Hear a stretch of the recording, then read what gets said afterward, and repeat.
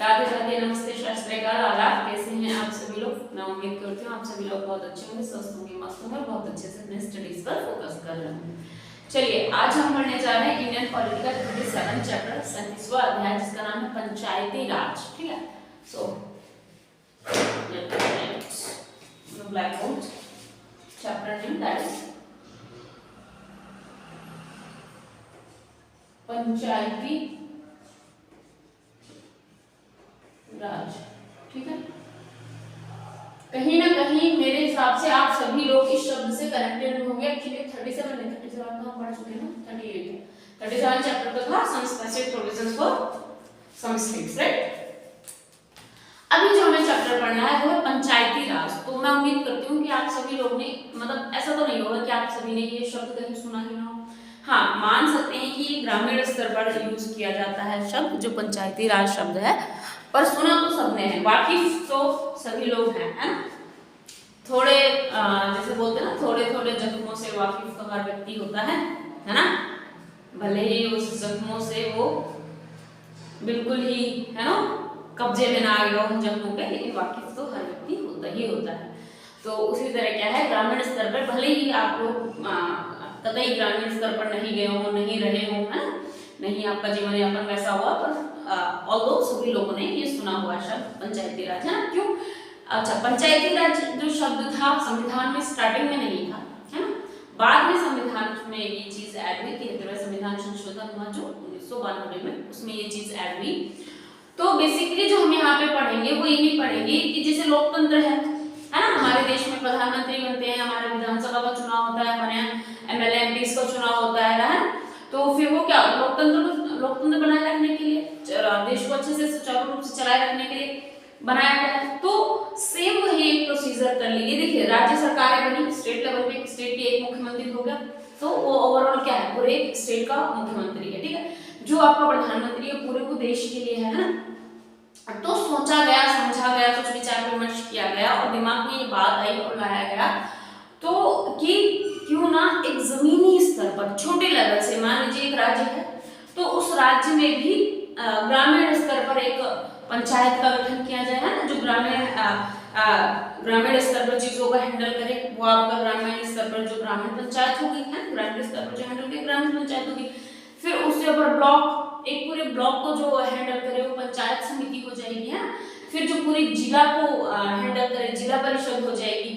तो ये सोचा गया और ऐसा किया भी गया। ठीक है, तो ऐसा हुआ, एक कमेटी बिठाई गई, इसमें इसी विषय को लेकर, इसी मुद्दे को लेकर कई कमेटियां बिठाई जाएंगी।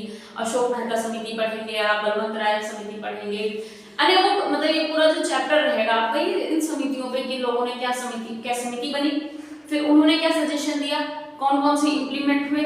फिर उसके बाद कुछ तो ऐसे समितियां बदली कि किसी और की सरकार आ गई, तो सरकार ने अपनी समिति के अपने अकॉर्डिंग, अपनी जो उनकी सोच थी उसके अकॉर्डिंग कुछ समिति बनाई और उसके फैसले किया और वो कर लिया। कुछ तो समिति ऐसे ही परिवर्तित हुई है। तो बेसिकली कई समितियां बनी हैं, उन्होंने अपने अपने विचार दिए हैं, किसी का उसमें कुछ सही रहा है, किसी का कुछ में कुछ सही रहा है, सबने अपने हिसाब से डेवलपमेंट को लेके कि कैसे ग्रामीण स्तर पर भी देश को विकास किया जा सकता है, देश को कैसे सुचारू रूप से चलाया जा सकता है, उस विषय के लिए उसमें सजेशंस दिए गए हैं, सलाह दी गई है बेसिकली, है ना।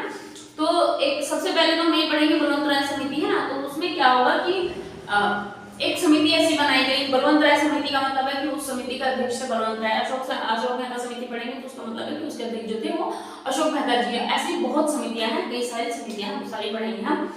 तो ये जैसे हो गया ना कि ये 3 स्तर पे बना दिया, अभी ग्रामीण स्तर पर, ब्लॉक स्तर पर और जिला स्तर पर बना दिया गया। फिर ये भी सजेशन दिया गया कि इसको अप्रत्यक्ष चुनाव से आपस में जुड़े रहेंगे, क्या अप्रत्यक्ष चुनाव होंगे, क्या होगा, कैसे होगा और इसमें क्या काम किया जाएगा, कैसे क्या, जो समिति बनाएगी तो उन्होंने सुझाव तो देने होंगे कि काम कैसे होगा, कैसे डेवलपमेंट के लिए सहयोगी होगा। तो ये सारी चीजें हम पढ़ने वाले हैं। मीनवाइल अब हम कौन सा सबसे ज्यादा इंपॉर्टेंट है कि हमें ये पता होना चाहिए कि कौन से अनुच्छेद में और कौन से संविधान संशोधन के तहत ये शब्द हमारे संविधान में आया है। तो ये आया है 1992 के 1992, जिसका 1992 बॉन्ड है भाई, उनका जो ये अटेम्प्ट है। और अगर जनरल में आते हो, अगर आपका 1992 बॉन्ड है मेरे हिसाब से, और आप जनरल कैटेगरी से हो तो आपका ये अटेम्प्ट जो है ऑलमोस्ट लास्ट अटेम्प्ट है मेरे हिसाब से, हाँ। तो लास्ट अटेम्प्ट वाले बहुत अच्छे से पढ़ाई करिए, ठीक है। 1992 में 73वां संविधान संशोधन के तहत ये क्या हुआ, जोड़ा गया।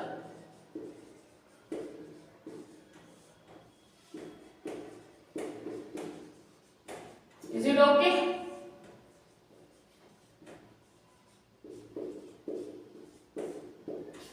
Is it visible? बहुत ज्यादा लाइट दिख रहा है, क्यों भाई, क्या दिक्कत होगी इसको? चलिए ठीक है, तो जो पहली समिति बन रही है वो समिति कौन सी बनेगी, वो आपकी बनेगी पंचायती राज में बलवंत राय समिति, ठीक है। पहली समिति के बारे में पढ़ लेते हैं, है ना। जो पहली समिति बनी उसको लेके, वो कौन सी है, बलवंत राय।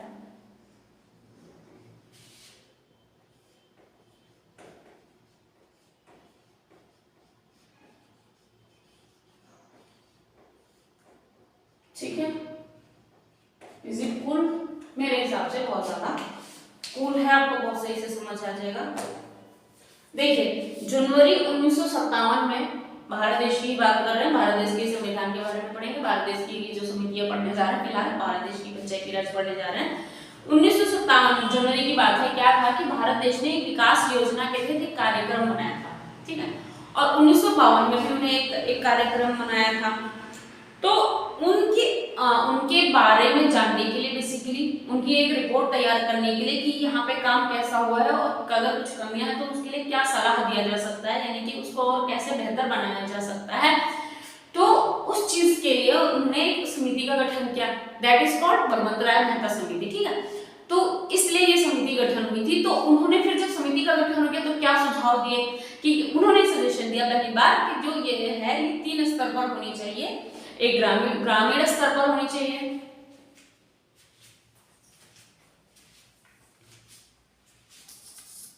चलिए तो हम समझते हैं कि बलवंत राय समिति का जो गठन हुआ है, बलवंत राय समिति का जो गठन हुआ था वो बेसिकली क्यों और कैसे हो गया था, मेहता ने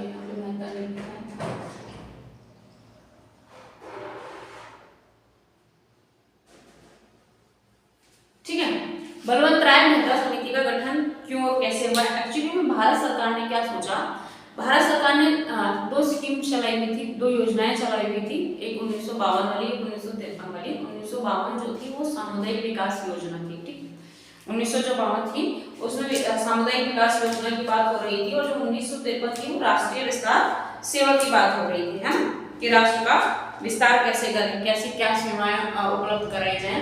तो इन दोनों योजनाएं चल रही थी, इनके निरीक्षण के लिए, है ना, इनकी जांच के लिए और इनको और कैसे बेहतर बनाया जा सके उसकी सलाह के लिए भारत सरकार ने एक समिति का गठन किया। वो समिति क्या रही, बलवंत राय मेहता समिति रही। और उस समिति के जो सदस्य अध्यक्ष है वो कौन रहे, वो बलवंत राय जी रहे, इसलिए उसको इसी नाम से जाना जाता है, बलवंत राय मेहता समिति, ठीक है।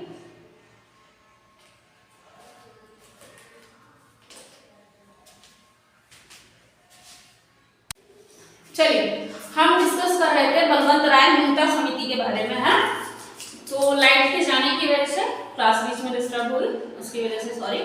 चलिए हम स्टार्ट करते हैं। फिर कहां से टॉपिक, जहां से हमने छोड़ा गया था, लाइट जाने की वजह से, एक्यूट शॉर्टेज ऑफ इलेक्ट्रिसिटी की वजह से क्या हुआ था, हमारी क्लास सही से नहीं चल पाई थी, पूरी नहीं चल पाई थी। हमने सिर्फ लिखा था बलवंत राय मेहता समिति के बारे में, है। तो क्या होता है एक्चुअली में कि एक सरकार का अधिनियम चल रहे थे, एक सरकार की ना सेवाएं चल रही थी, योजनाएं चल रही थी। उस सेवा का नाम था, उस योजना का नाम था सामुदायिक विकास कार्यक्रम, है ना, सामुदायिक विकास कार्यक्रम। 1900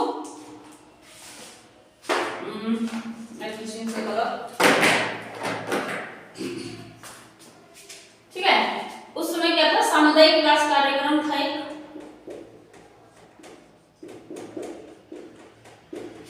सामुदायिक विकास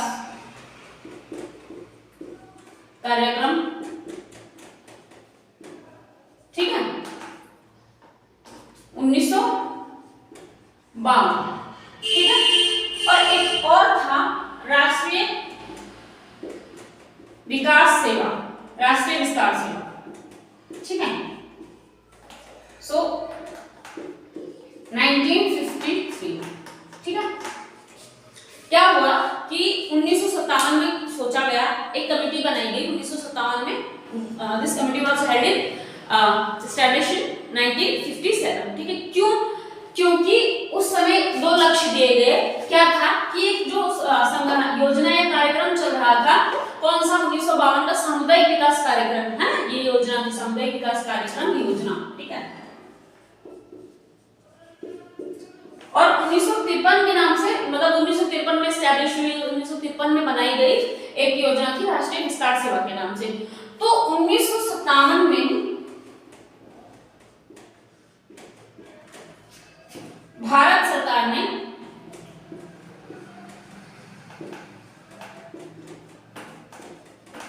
है ना, 1957 में ये बात सोची गई कि एक समिति बनाई गई, ये वाली समिति थी ना जो 1957 में, ठीक है, बलवंत राय मेहता समिति, बलवंत राय मेहता समिति, ठीक है। आगे बात समझ लो, कभी कभी परेशानी नहीं होगी। 1957 में बलवंत राय मेहता समिति बनाई गई, जो किस लिए थी कि 1952 की जो एक योजना थी, जो सामुदायिक विकास कार्यक्रम योजना के नाम से जानी जाती है, और 1953 की एक योजना है जिसे राष्ट्रीय विस्तार सेवा के नाम से जाना जाता है।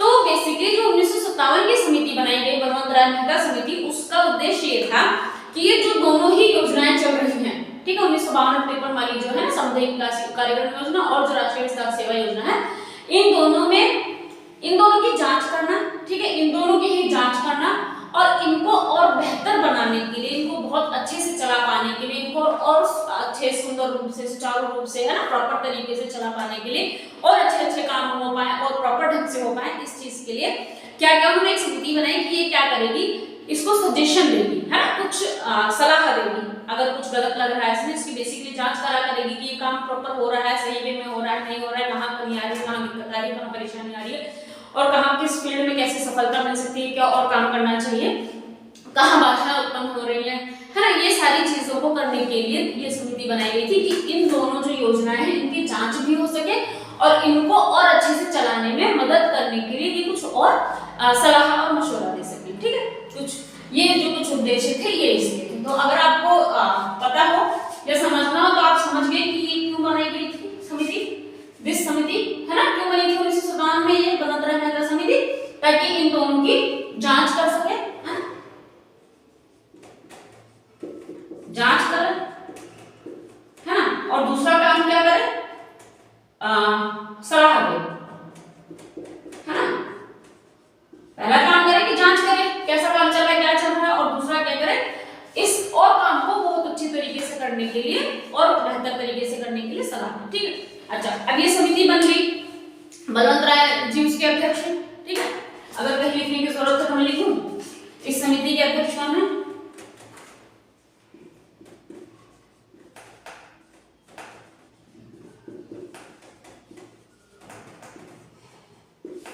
बलवंत राय मेहता, ठीक है।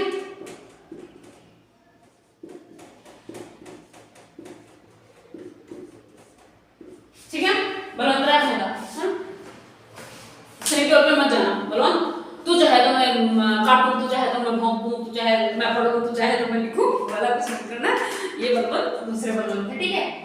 चलिए, तो समझ आ गया, इतना तो समझ आ गया, बहुत सिंपल, बहुत साधारण सी बात है। अच्छा, अब ये समिति बन गई, उन्होंने जो भी रिपोर्ट तैयार करनी थी उन्होंने तैयार करी। अब ये समिति ये वाली रिपोर्ट देते हैं ये, तो उस रिपोर्ट में क्या सिफारिशें करते हैं, यानी कि क्या सजेशन देते हैं कि भाई ऐसा होना चाहिए, तो उसी बारे में पढ़ेंगे। उसमें कुछ सजेशन दिए गए हैं, ये सजेशन की स्टार्टिंग यहाँ से होती है कि वो कहते हैं कि यहाँ पे ग्रामीण स्तर से जुड़ने के लिए, लोकतंत्र को ग्रामीण स्तर पर लाने के लिए, पूरी जड़ से देश की सेवा करने के लिए, पूरी जड़ से देश का सुधार करने के लिए, कोने कोने से देश का सुधार होना चाहिए। ऐसा नहीं है सिर्फ सेंट्रल लेवल पे अपने दिल्ली चमक रही है, ऐसा नहीं है। जब यूपी, बिहार, पटना, जिला कोटा जैसे जो, फिर जिला कोटा तो फिर भी बहुत अच्छा होगा, छपरा, बलिया जो भी है गांव, वो राजस्थान के जो कोने के इलाके पड़े हों, जो भी है, वो सारे जब तक अच्छे से नहीं चमक पाएंगे तब तक कि क्या होना चाहिए, ये कैसे हो पाएगा, ये कैसे पॉसिबल है कि आप उनसे जुड़े हैं, जमीनी स्तर पर जुड़े बेसिकली कहा जाए तो, है ना, ऐसा नहीं कि दिल्ली में बैठ के ही आप पूरा देश चला लेंगे, है ना, या फिर दिल्ली अच्छी लग रही है, साफ सुथरी लग रही है, दिल्ली में इंडिया गेट है तो सब कुछ हो गया, नहीं। बाकी जब देश का हर व्यक्ति, हर राज्य, हर स्टेट, हर क्षेत्र सुरक्षित होगा, डेवलप होगा, तभी तो देश का नाम होगा ना कि सच में ये डेवलप है। तो उन्होंने एक तरीका बताया, सिफारिश की कि भाई ये चीज होनी चाहिए। तो उन्होंने कहा कि जो लोकतंत्र चल रहा है या जो देश में सीमाएं जाती हैं वो कैसी होनी चाहिए, वो 3 स्तर पर होनी चाहिए। एक तो ग्राम पंचायत के स्तर पर होनी चाहिए, फिर ब्लॉक स्तर पर होनी चाहिए और फिर जिला स्तर पर होनी चाहिए, ठीक है। तो अगर चलिए इतना लिखिए फिर बताती हूँ, मैं चेक भी कर लेती हूँ तब तक कि सही आ रहा है डिस्प्ले। रिफिलिंग की जरूरत हो गई इनको, चलिए कोई नहीं। अब हमने कही कि समिति ने क्या क्या सलाह दी है ना, सिफारिशें क्या की 1957 में, है ना।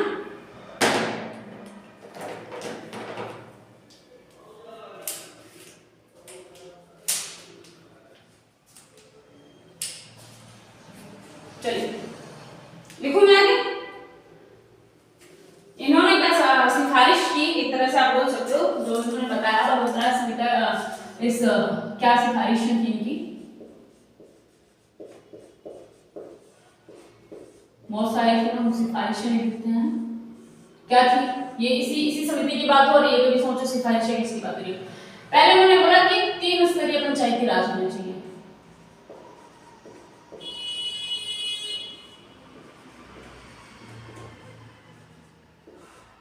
3 स्तरीय पंचायत होनी चाहिए। कैसे होनी चाहिए, ग्राम स्तर पर होगी तो वो क्या कहलाई जाएगी, ग्राम पंचायत, ब्लॉक स्तर पर हुई तो उसे पंचायत समिति कहा जाएगा, और अगर जिला स्तर पर हो गई तो उसे क्या कहा जाएगा, जिला परिषद कहा जाएगा, है ना।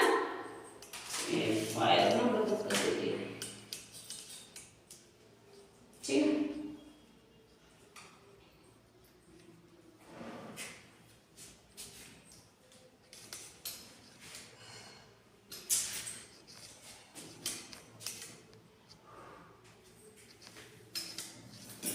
चलिए। तो 3 स्तरीय पंचायत होनी चाहिए, है ना। ग्राम स्तर पर जो होगी उसे क्या बोलेंगे, ग्रामीण स्तर पर होगी उसे क्या बोलेंगे, ग्राम पंचायत। 3 स्तरीय की बात हो गई ना, ग्रामीण स्तर पर अगर हुई तो ग्राम पंचायत,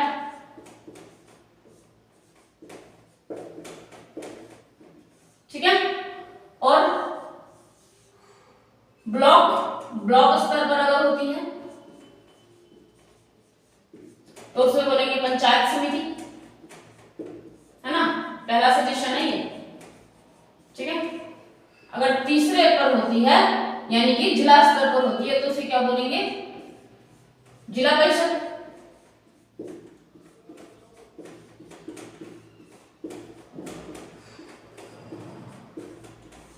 इज इट ओके, सही चल नहीं रहा है।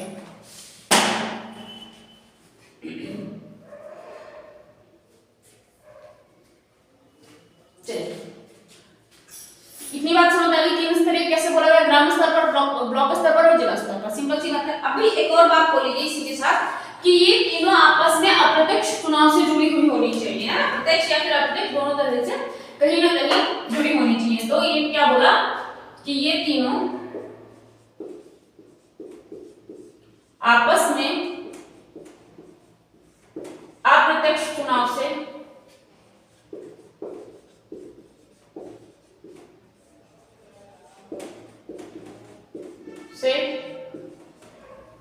जुड़ी होनी चाहिए।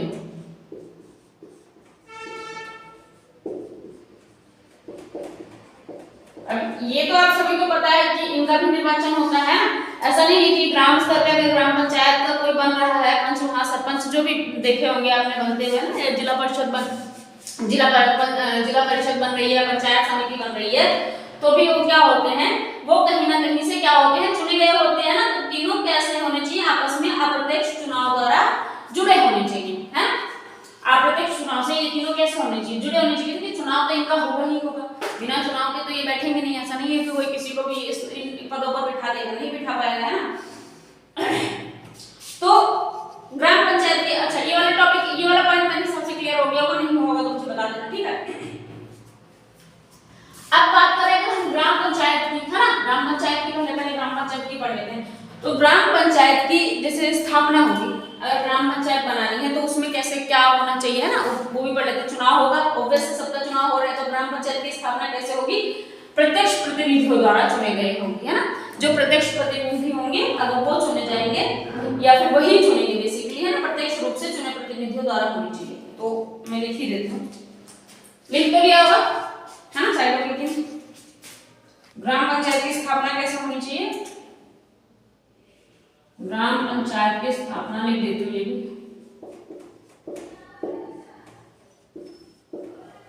स्थापना प्रत्यक्ष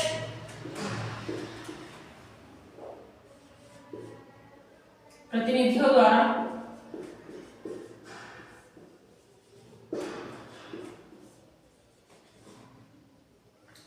प्रत्यक्ष चुने गए प्रतिनिधियों द्वारा होनी चाहिए, प्रतिनिधियों द्वारा होनी चाहिए,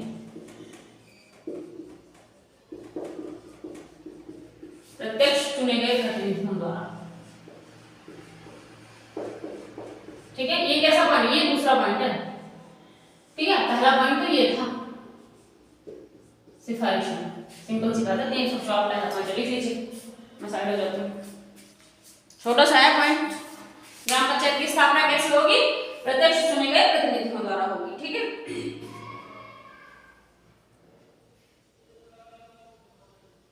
ठीक है, ये और इनकी भी कैसे होगी, पंचायत समिति और जिला परिषद की, तो इनकी होगी अप्रत्यक्ष चुने गए सदस्यों द्वारा, ठीक है। बस इतना सा फर्क है, ये इसी में इस पॉइंट को ऐड करके लिख लेते हैं कि आपके दिमाग में आएगा पंचायत समिति और जिला परिषद का कैसे होगा, तो पंचायत समिति और जिला परिषद का कैसे होगा चुनाव, ये दूसरा पॉइंट ही चल रहा है, पंचायत समिति और जिला परिषद का गठन या स्थापना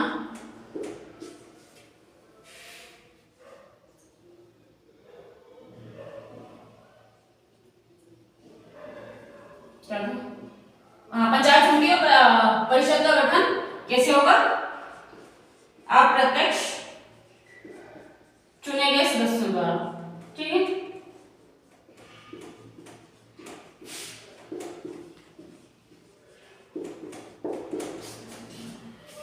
should be filled, refilled actually, हैं? थोड़ा लाइट दिख रहा होगा बहुत ज़्यादा, ये अभी तो काम चलाना पड़ेगा इसी से, ठीक है, लिख लिया। अप्रत्यक्ष रूप से चुने गए सदस्य द्वारा होनी चाहिए इसकी स्थापना, है ना।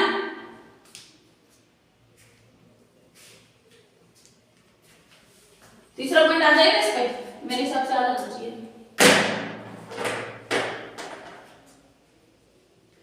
जो भी योजनाएं बनेगी या कार्य होने चाहिए विकास से रिलेटेड, इनका मानना ये है, जो सिफारिश की गई है वो सिफारिश ये कहती है कि सभी योजनाएं या विकास कार्यक्रम जो है वो इन्हीं निकायों को सौंपे जाने चाहिए, समझ रहे हो बात को, या जो भी विकास से जुड़े मुद्दे लाने चाहिए, जो भी विकास करने के लिए, देश का डेवलपमेंट करने के लिए जो भी कार्यक्रम चलाने चाहिए वो किन निकायों के पास आने चाहिए, वो इन्हीं निकायों के पास आने चाहिए, यानी कि सभी योजना विकास के कार्य इन निकायों को सौंप देने चाहिए बेसिकली, है ना। तो लिख दूंगी वाला पॉइंट मेरे हिसाब से आ जाएगा, चलिए हाँ लिख दूंगी, हाँ मिल जाएगा मेरे हिसाब से, ना। सभी योजनाएं एवं कार्यक्रम एवं विकास कार्यक्रम सभी योजनाएं एवं विकास कार्यक्रम इन्हीं निकायों को सौंपे जाने चाहिए।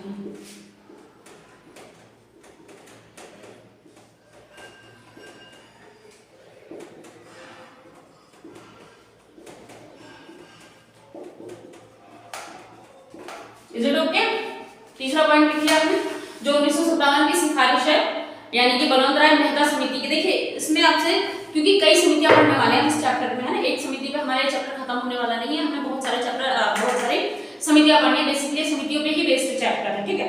तो ज्यादा से ज्यादा क्या हो सकता है, क्वेश्चन में क्या पूछा जा सकता है, क्वेश्चन में ये पूछा जा सकता है आपसे कि वो कुछ कार्य, कुछ सिफारिशें दे दें और बोल दें, और 4 समितियां दे दें कि ये किस समिति के बारे में कहा गया है। तो इससे हमें जो सिफारिशें हैं, जो उन्होंने सजेशंस दिए, वो हमें अच्छे से पता होना बहुत ज्यादा जरूरी है, क्योंकि उन्होंने 4 समितियां दे दी और उन 4 समितियों में से हमें वो कार्य चूज करना होगा कि कौन से में आता है, तो फिर उस हिसाब से हमें वो चीज पता होनी चाहिए।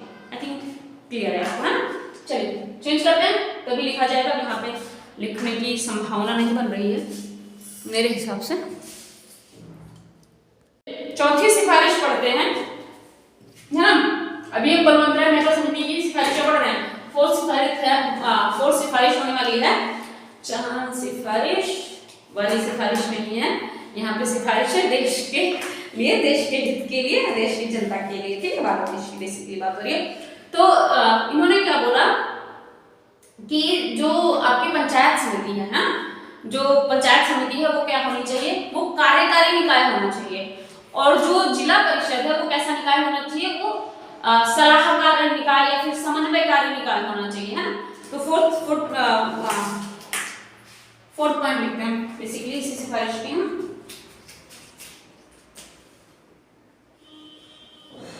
क्या बोला इन्होंने कि जो पंचायत समिति है ना, जो ब्लॉक स्तर पर होती है ना, पंचायत समिति क्या होनी चाहिए,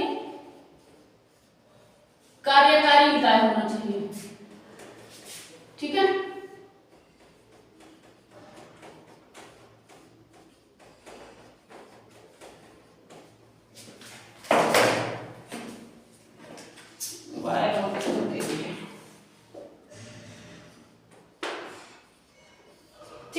पंचायत समिति जो होगी, जो ब्लॉक स्तर पर होती है ना, ग्राम स्तर पर ग्राम पंचायत होती है, ब्लॉक स्तर पर पंचायत समिति होती है, और फिर जो आपकी जिला स्तर पर होती है जिला परिषद होती है।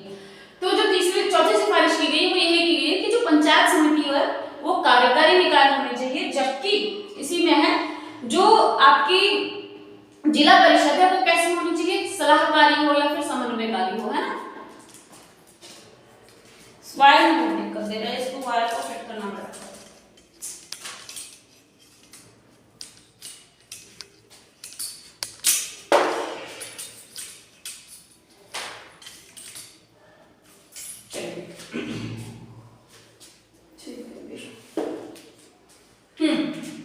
तो जिला परिषद कैसी होनी चाहिए, जिला परिषद को सलाहकारी, है ना,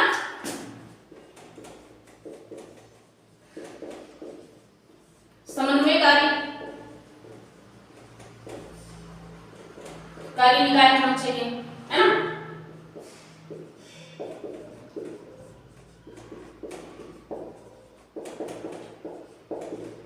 कैसे, क्या मतलब है, समझ आ रहा है, नहीं समझ आ रहा तो मैं सीधे शब्दों में बताने की कोशिश करती हूँ आपको। जो पंचायत समिति है वो क्या करे, वो काम करे, कार्य करे, वो चीजों को इंप्लीमेंट करे, ठीक है। और जो जिला परिषद है वो क्या करे, वो सजेशंस दे, है ना, बताए कि ऐसा नहीं ऐसा करना चाहिए, ऐसे नहीं इसको ऐसे करना चाहिए, यहाँ गलती हो रही है, इसको और बेहतर ऐसे बना सकते हैं। और इसके अलावा वो क्या कर सकती है, समन्वय बनाने की यानी कि सामंजस्य बिठाने की कोशिश कर सकती है कि चीजें प्रॉपर वे में चलती रहें बेसिकली, है ना। कुछ जो भी नीड हो उनको फुलफिल करती रहे, है ना, समय पर वो चीजों को बताती रहे, अवगत कराती रहे, अवेयर कराती रहे, समझाती रहे, है ना, सजेशंस भी देती रहे। चलिए नोट करें,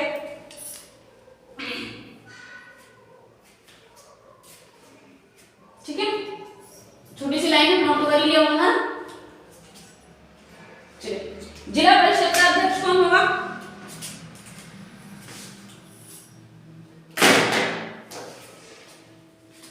फिफ्थ पॉइंट लिख लेते हैं ना, ये जिला परिषद का अध्यक्ष कौन होना चाहिए आपके हिसाब से, जिला परिषद का अध्यक्ष होना चाहिए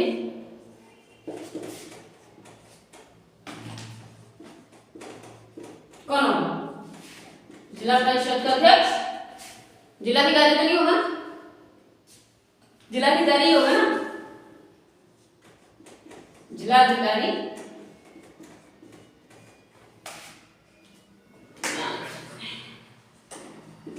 होना चाहिए।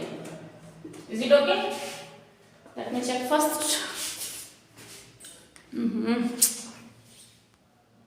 क्यों भाई, क्यों क्लियर नहीं आ रहा, अभी तो ठीक आ रहा है।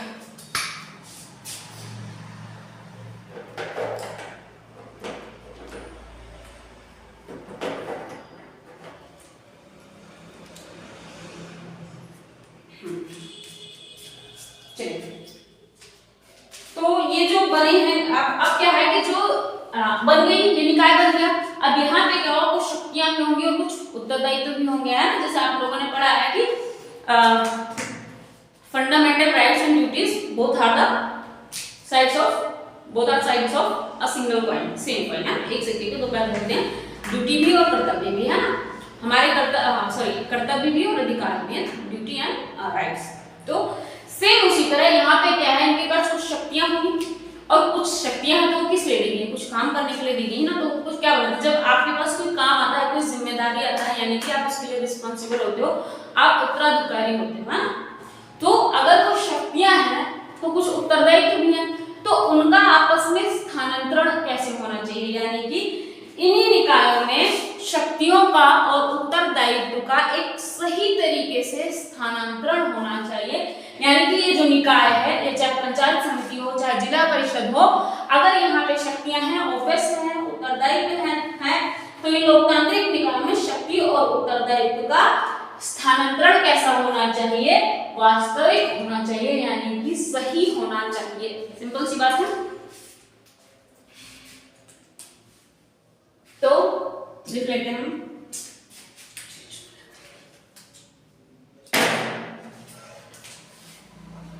लिखते हैं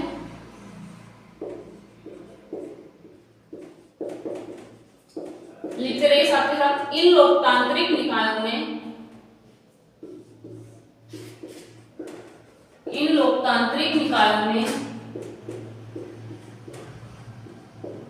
शक्ति और,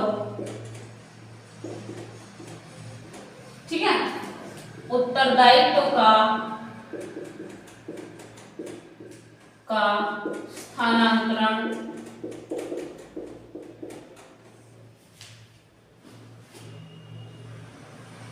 वास्तविक होना चाहिए, या वास्तविक स्थानांतरण होना चाहिए ना, वास्तविक होना चाहिए।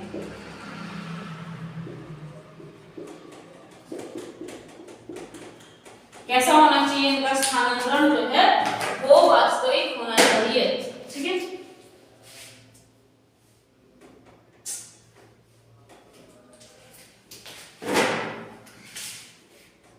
वास्तविक, ठीक है, आ रहा है समझ में?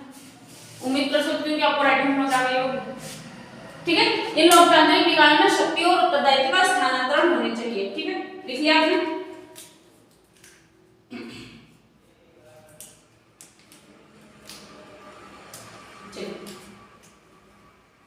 नेक्स्ट लिख दो, इन निकायों को, ये जो भी निकाय है, चाहे वो पंचायत समिति हो, चाहे वो जिला परिषद हो, इन निकायों को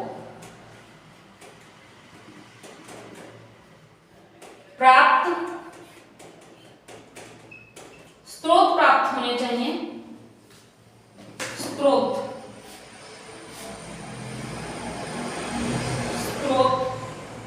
प्राप्त,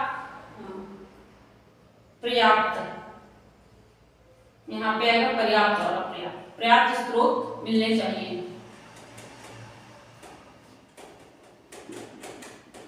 है ना। अब बनेगा सेंटेंस है, देखिए, अगर इन निकायों को अच्छे से काम करना है तो वैसे कि इनको स्रोत, यानी कि इनको सोर्सेज, रिसोर्सेज मिलने चाहिए। ऑब्वियस है ना, रिसोर्स अगर नहीं होंगे तो कैसे काम करेंगे। एक बंदा अकेला अगर पंचायत कुछ बना भी दिया, आपने कोई निकाय, तो एक बंदा पूरे देश में तो भ्रमण करके सारी प्रॉब्लम्स का सॉल्यूशन नहीं कर सकता है। तो जाहिर सी बात है, उनको रिसोर्स की जरूरत होती है किसी भी फील्ड में, है कुछ भी काम करने के लिए। Suppose I am working, for an example, I am working at income tax office, है ना। तो मुझे हमारे ऑफिस में क्या है, रिसोर्स है ना भाई, कि ये सीनियर डीन है, इंस्पेक्टर है, assistant commissioner of income tax है, तो ये सारे क्या है, रिसोर्स है ना। तभी तो सारे काम हो पा रहे हैं, तभी तो टैक्स वसूल कर पा रहे हैं। वरना हर फील्ड की है ना रिसोर्स तो ऑब्वियस चाहिए। अगर डॉक्टर की बात करते हैं तो वहाँ पे ऑपरेशन थिएटर होना चाहिए, वहाँ पे देखिए ह्यूमन रिसोर्स भी होने चाहिए, मशीन वाले मैकेनिकल रिसोर्स भी होने चाहिए ना। ह्यूमन तो है ऑब्वियस, मशीन्स भी तो चाहिए, है ना। एक्सरे कैसे करेंगे, जो भी अल्ट्रासाउंड है, क्या होता है, एमआरआई, है ना, जो भी चीजें वो सारी कैसे, ईएमआई बोल रही एमआरआई, जो भी टेस्ट वगैरह होते हैं, तो वो सारी चीजें कैसे होंगी, जब रिसोर्स होंगे तभी होंगी। तो यहाँ पे भाई देश को चलाने के लिए भी रिसोर्स की बहुत जरूरत है, चाहे वो कोई भी निकाय हो ना, कोई भी संस्था हो, उसे ऑब्वियस है कि उनको क्या चाहिए, दे नीड रिसोर्सेज, है। तो यहाँ पे क्या बोला इन्होंने, ये रिसोर्स भी मिलने चाहिए पर्याप्त मात्रा में। ऐसा नहीं हो कि एक निकाय बना दिया, एक संस्था बना दी, उसमें 2 बंदों को उठा दिया, अब बोल दिया जाओ जी पूरे देश को सुधार दो, तो पॉसिबल नहीं है। तो इसी का मतलब ये, इसीलिए ये जो पर्याप्त शब्द किया इस्तेमाल किया गया, इसीलिए किया गया पर्याप्त मतलब जितनी जरूरत है कम से कम उतने स्रोत को मिलने ही चाहिए, ताकि काम कैसे किया जा सके, अच्छे से किया जा सके। ठीक है, आ रही है बात समझ में? आई नहीं होगी, चलिए लिख लिया। अच्छा, ये सिफारिशें आ गई है ना, जो भी समिति बनी थी उसने सिफारिशें दे दी, सिफारिशें लिस्ट भाई आपके सामने आ गई। अब क्या होता है, ये लिस्ट आने के बाद जो सरकार है, जो भारत सरकार है, जो विकास योजना कार्यक्रम है, वो क्या करता है, इन सिफारिशों को वैसे 1958 में ये सिफारिशें एक्सेप्ट कर ली गई, स्वीकार कर ली गई। चलिए लिखते रहते साथ ही, सबको ना कंफ्यूजन हो जाएगा। 1958 में हमने खींच दिए लाइन बीच में, डाल दी हमने दीवार, ठीक है। 1958 में ये सिफारिशें क्या हो गई, स्वीकार हो गई।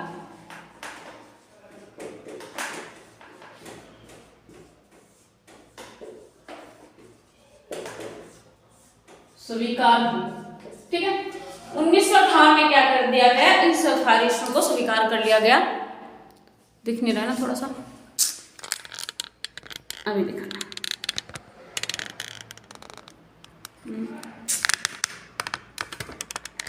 अभी दिख रहा है, ठीक है।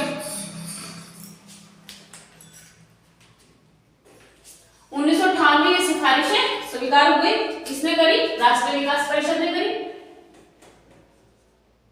राष्ट्रीय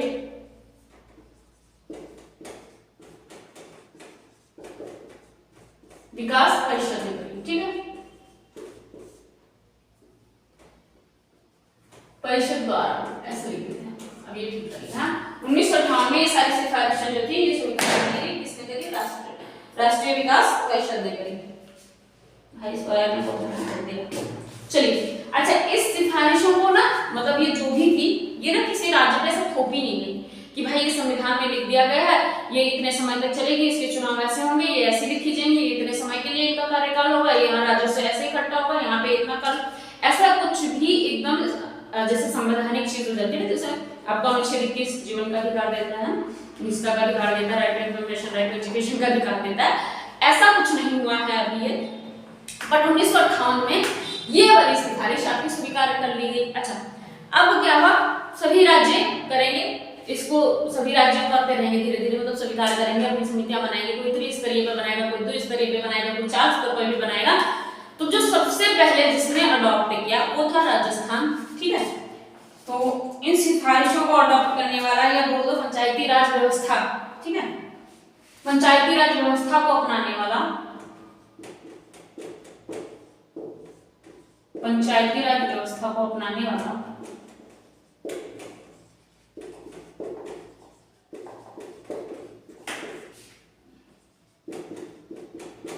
पहला राज्य कौन था, can you guys guess it, कर सकते हैं हम गेस, क्या है पहला राज्य, राजस्थान, ठीक है। यहां पे क्या हुआ, 2 अक्टूबर 1959 में, वहां प्रधानमंत्री कौन थे उस समय, प्रधानमंत्री वहां नहीं, मतलब कि देश में थे पूरे, प्रधानमंत्री पंडित जवाहरलाल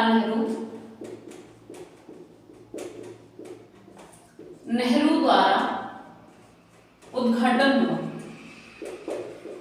किसका उद्घाटन हुआ भाई, पंचायती राज की स्थापना हुई ना, तो उसका उद्घाटन हुआ राजस्थान में 2 अक्टूबर 1959 में, ठीक है। 1959 में उस समय प्रधानमंत्री कौन थे, प्रधानमंत्री पंडित जवाहरलाल नेहरू थे, उन्होंने उद्घाटन, प्रधानमंत्री पंडित जवाहरलाल नेहरू ने उद्घाटन किया, ऐसे उद्घाटन किया, है, ठीक है। इसके बाद किसने अपनाया, इसके बाद अपनाएगा इसको आंध्र प्रदेश, ठीक है। इसके बाद अपनाने वाला जो दूसरा राज्य बना, इसे अपनाने वाला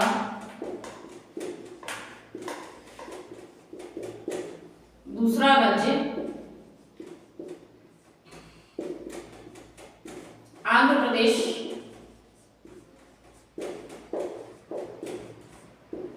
उस समय भी कौन था प्रधानमंत्री, पंडित जवाहरलाल नेहरू जी ही थे उस समय भी प्रधानमंत्री, ठीक है। और ये भी कब की बात है, ये भी 1959 की ही बात है, ठीक है।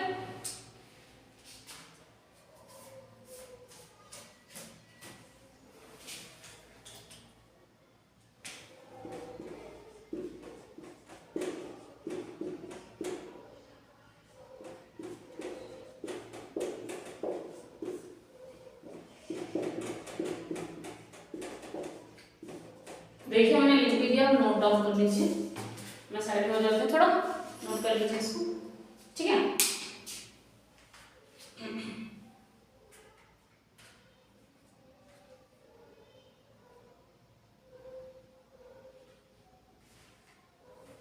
अच्छा, अगर इसका ये लिखना चाहे ना, राजस्थान बना, राजस्थान में किस जगह ये पंचायती राज हुई थी, तो ये नागौर जिले में हुआ था, ठीक है। लिख देती हूँ, राजस्थान के नागौर जिले में, नागौर जिले में, ठीक है। नागौर जिले में ये आ अपना राजस्थान, लिख लिया।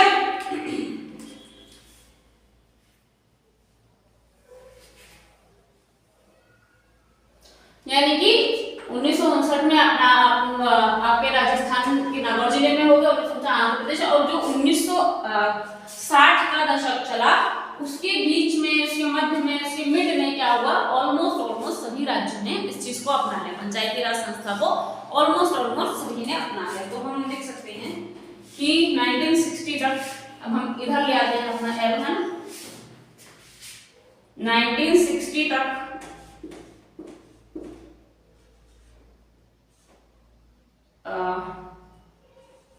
सभी ऑलमोस्ट सामान्यतः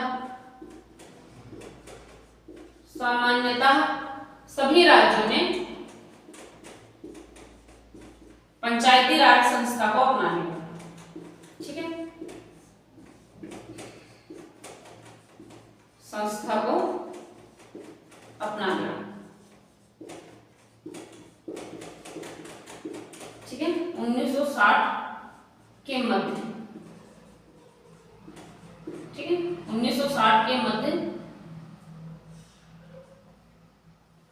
तक सामान्यतः सभी राज्यों ने पंचायती राज संस्था को अपना लिया। किसी ने 3 स्तर पर अपनाया, ये भी लिख लीजिए, किसी ने 3 स्तरीय पर, किसी ने 2 स्तरीय पर, तो किसी ने 4 स्तर पर, ठीक है। किसी ने त्रिस्तरीय, किसी ने द्विस्तरीय,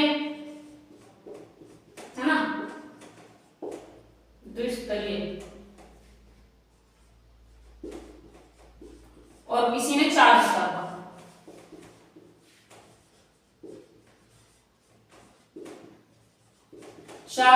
अपनाया। इज इट ओके, ठीक है। नोट कर लीजिए, नहीं दिख रहा हो तो दिख रहा है सही से। किसी ने 3 स्तर पर अपनाया, किसी ने 2 स्तर पर अपनाया, तो किसी ने कैसे अपना लिया, उसने 4 स्तर पर भी अपनाया, ठीक है।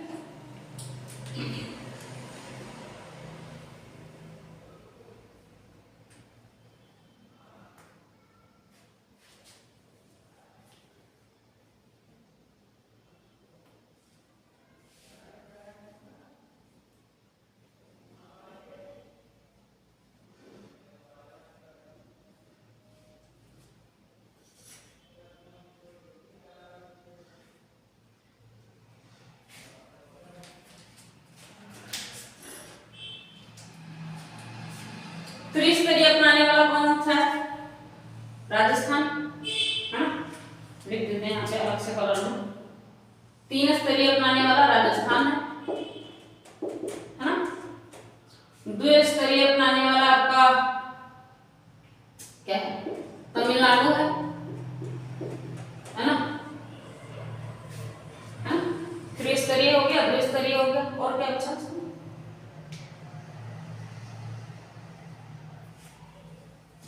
अच्छा 4 स्तरीय, है ना। 4 स्तरीय अपनाने वाला आपका पश्चिम बंगाल है।